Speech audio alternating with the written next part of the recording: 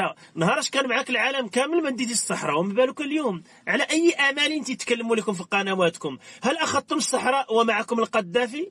هل اخذتم الصحراء ومعكم كوبا؟ هل اخذتم الصحراء ومعكم جمال عبد الناصر؟ هل اخذتم الصحراء ومعكم الاتحاد السوفيتي بكل هالدول اللي كاينه دابا في دول البلقان؟ هل اخذتم الصحراء ومعكم جنوب افريقيا؟ هل اخذتم الصحراء ومعكم يعني بشار الاب ديالو؟ لم تأخذونا، لم تسيطروا على الوضع، ولم تتحكموا، ولم تأخذوا حبة رمل. أما اليوم هيهات، اليوم يعني تغرقوا أكثر.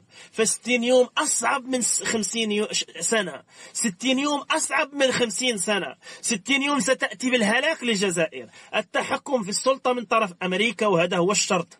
دخول المخابرات، يعني جعل العسكر يعني لا يتحكم في السلطة.